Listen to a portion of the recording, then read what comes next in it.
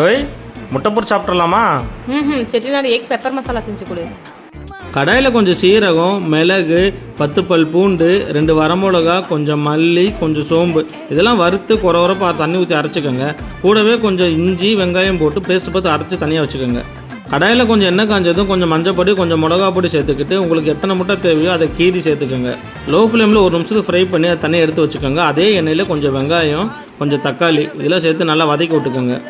வெங்காய தக்காளி பச்சை வாசனை போனதுமே தேவையான அளவுக்கு உப்பு, மிளகு பொடி போட்டு அதே நல்லா கிளறி விட்டுருங்க.